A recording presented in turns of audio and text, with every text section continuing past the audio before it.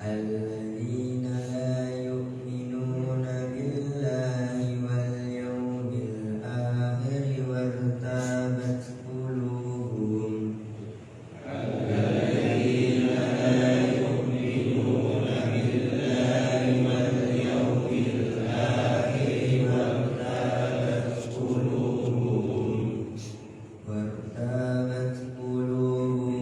فهم في ريبهم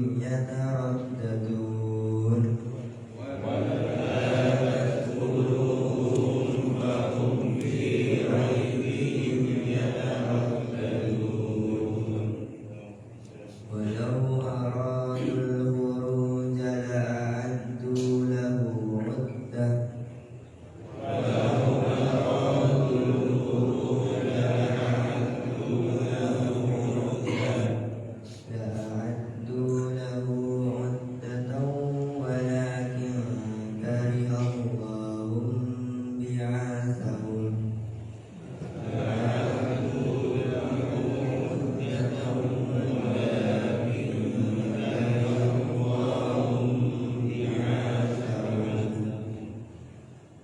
ولكن كره الله بعاثهم فثبتهم وقيل اقعدوا مع القاعدين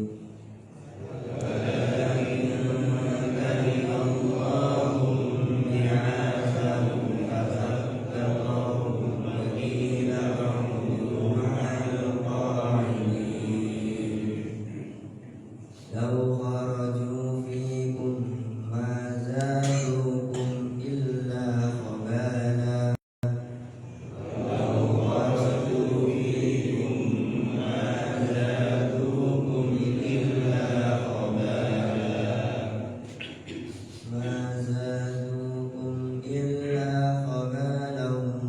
ولأوضعوا خلالكم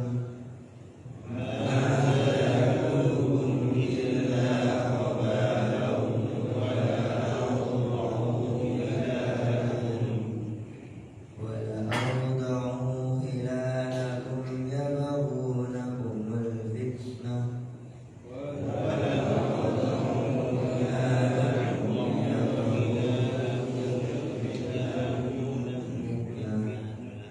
وفيكم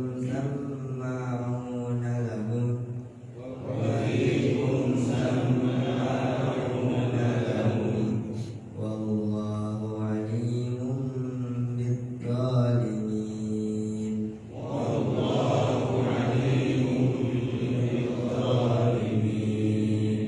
صدق الله العظيم. Sekian yang bisa saya sampaikan. Mohon maaf.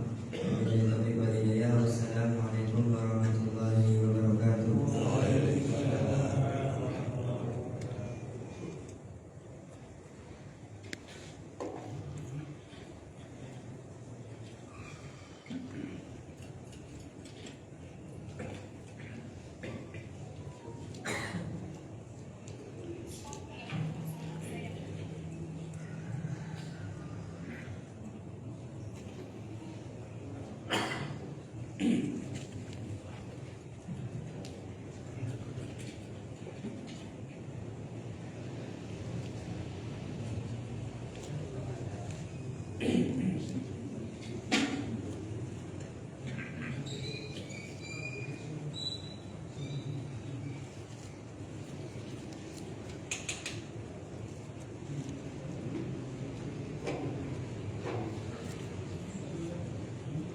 Bismillahirrahmanirrahim. Assalamualaikum warahmatullahi wabarakatuh. Alhamdulillahirabbil alamin. Allahumma shalli wa sallim wa barik ala nabiyyina Muhammadin wa ala alihi wa sahbihi ajma'in. Ibu-ibu, bapak-bapak, jamaah masjid Al-Irsyad, semoga semuanya diberikan kesehatan, diberikan umur yang panjang dalam ketaatan, diberikan keistiqamahan, kemudahan dalam beribadah, dan semoga Allah wafatkan kita kelak dalam keadaan husnul khatimah. Baik Bapak Ibu, kita lanjutkan pembacaan dari kitab Khulasah Nurul Yaqin lirik kesan tentang perjalanan hidup dari Nabi kita Muhammad sallallahu alaihi wasallam. Kita sampai di pembahasan dukhul Rasul sallallahu alaihi wasallam al-Madinah. Ya, masuknya Rasul sallallahu alaihi wasallam ke kota Madinah. Kemarin kita sudah sebutkan nih tentang perjalanan hijrah Nabi kita Muhammad SAW, kemudian sampai ke Kuba. Sampai kemana? Ke Kuba. Ya, Kuba itu dulu asalnya adalah sumur. Sumur, kemudian di dekat sumur tersebut kemudian ada kehidupan orang yang tinggal di sekitar sumur tersebut dari kalangan Bani Amr bin Auf. Ya. Kemudian jadilah perkampungan Kuba. Ya, Kuba. Nah, Nabi SAW singgah di Kuba ya, sebelum sampai ke pusat kota Madinah, singgah di Kuba, kemudian membangun nama masjid. Pertama kali dibangun adalah masjid. Dan masjid ini adalah masjid yang memiliki keutamaan karena dipuji langsung oleh Allah Subhanahu wa taala, "La masjidun ussisa 'ala taqwa min awwal yawmin ahaqqu an taquma fihi." Ya, sungguh masjid yang dibangun di atas ketakwaan, kamu layak untuk sholat di sana. Jadi masjid Kuba dipuji oleh Allah dibangun di atas apa? Takwa. Karena ada memang masjid yang dibangun bukan atas dasar apa? Takwa. Mungkin ria, pamer, ya, mungkin hanya untuk sekedar apa? Rekreasi, ya kan? Wisata atau mungkin untuk nyanyi masjid yang lain, ya. Nah, kalau masjid Kuba itu memang niat yang dibangun atas dasar apa? Takwa, untuk kalimat itu, untuk meninggikan kalimat ibadah, untuk dakwah. Ya, itu masjid yang sejak awal dibangun atas dasar apa? Takwa, ya. Dan masjid ini memiliki keutamaan yang kata Nabi sallallahu alaihi wasallam, "Man tatahhara fi baitihi thumma ata masjid Kuba fa shalla fihi salatan."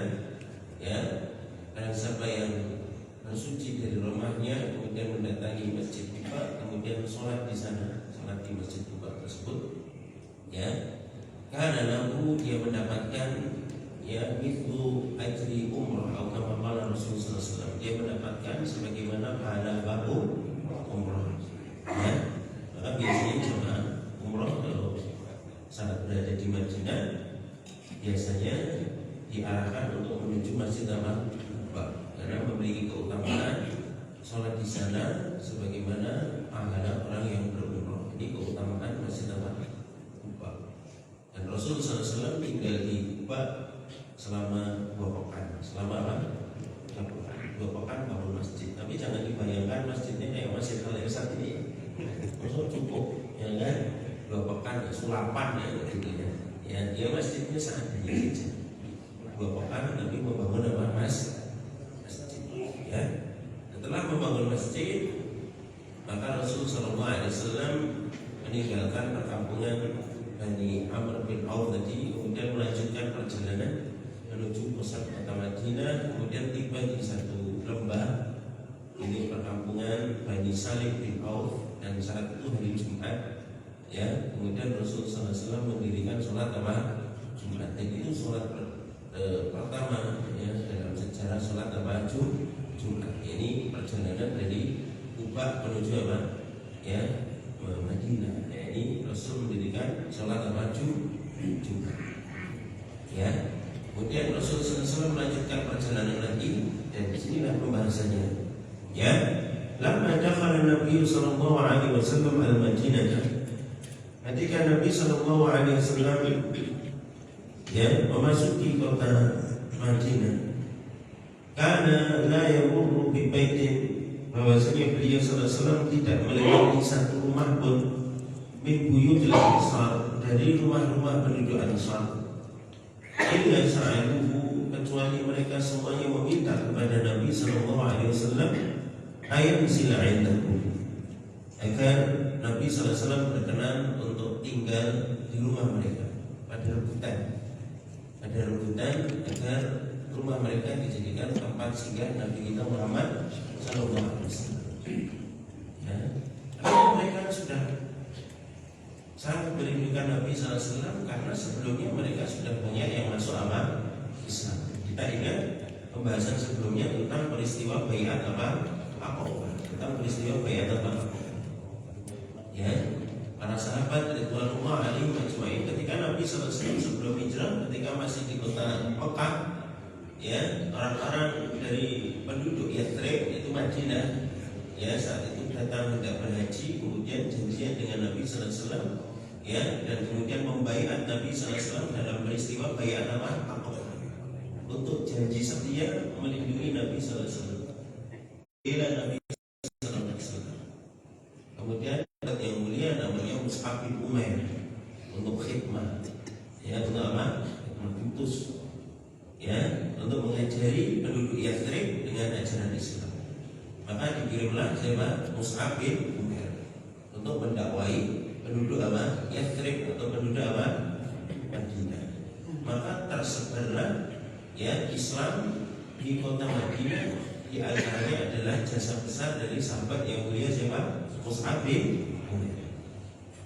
Maka penduduk Madinah ini sudah banyak mendengar tentang Nabi Sallallahu Alaihi Wasallam. Disebutkan dengan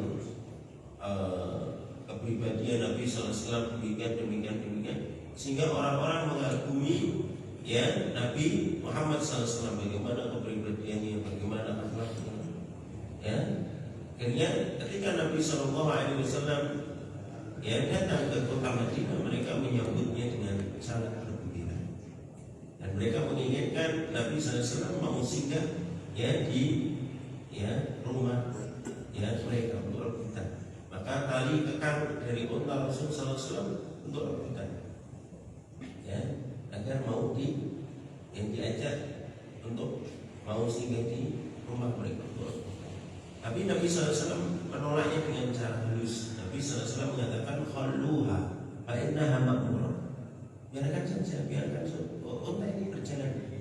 Biarkan, ibaratnya jangan diarahkan. Biarkan. Ya, fa innaha ma'murah, karena unta ini diperintahkan. Jadi unta ini sudah diperintahkan oleh Allah untuk jalan. Dia memilih tempat sendiri. Dan biarkan, jangan diarahkan.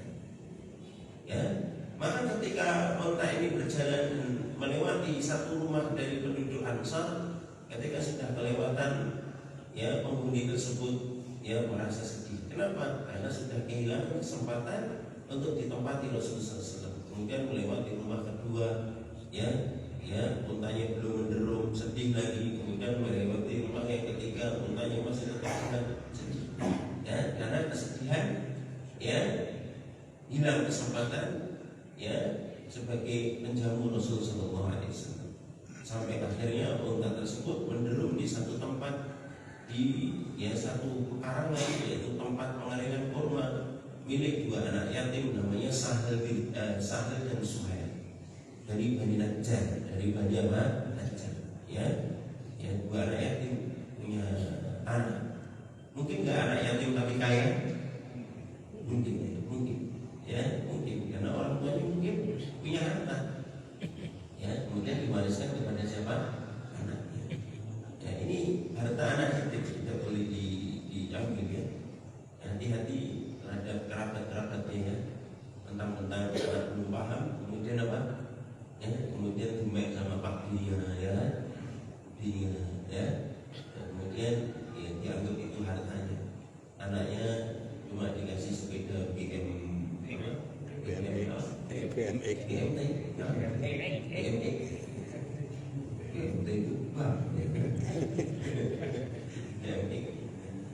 Dan senang. Dan anaknya carikan pondok yatim gratis, gitu, ya. Duitnya timbang. Oh, ini kezaliman. Innal ladzina ya'kuluna amwalal yatama zulman innama ya'kuluna fi butunihim nar. Orang-orang yang memakan harta anak yatim, hakikatnya dia memasukkan dalam perut mereka api neraka. Hati-hati. Ya, anak yatim punya hak. Kira-kira sudah bisa mengelola hartanya dikembalikan. Ya, kalau dikelola begitu, tapi itu tetap haknya anak apa? Yatim. Ya. Nah, karena pekarangan tersebut ada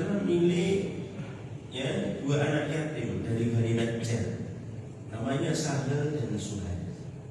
Maka Nabi bertanya, ini milik siapa? Ada yang menginformasikan ini milik dua rakyat, Sahal dan Sulaim. Ya, maka Nabi SAW minta untuk dipertemukan. Ya, karena otaknya menderu di situ. Ya, Nabi SAW minta untuk dipertemukan. Ya, setelah dipertemukan Nabi SAW ya berniat untuk membelinya, tapi dua anaknya tadi ini awalnya nggak mau, pengen dikasihkan dihibahkan. Ya, tapi Nabi SAW tidak mau, kemudian dibeli. Ya, dibeli oleh Nabi SAW dan Nabi bertanya, adakah rumah dari keluarga kami yang dekat dengan lokasi ini? Ya, karena kalau lokasi zaman dulu jangan dibayangkan rumahnya yang sudah padat kayak gini, umpel-umpelan sampai gangnya pun susah ya. Ya, insyaallah. Ya, insyaallah. Kita jangan membayangkan rumah-rumah zaman dulu itu seperti rumah-rumah di Jogja. Ya, kampung-kampung antara satu kampung dengan kampung yang lain juga jangan batasnya hanya sekedar apa? Ya, kadang susah dibedakan ini kampung mana gitu.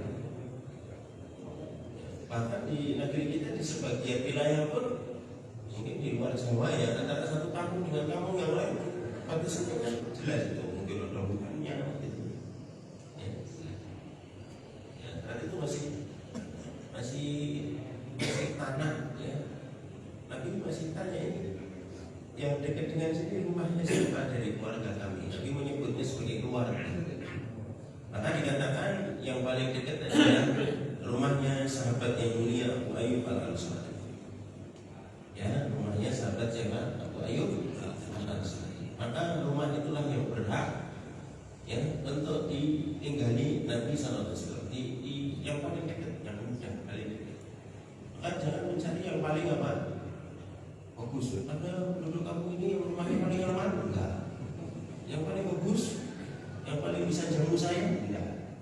Tapi Nabi bertanya, ada yang paling dekat dengan lokasi ini dari keluarga kami? Nabi menganggap penduduk Ansar sebagai keluarga. Ada dari keluarga kami yang rumahnya paling dekat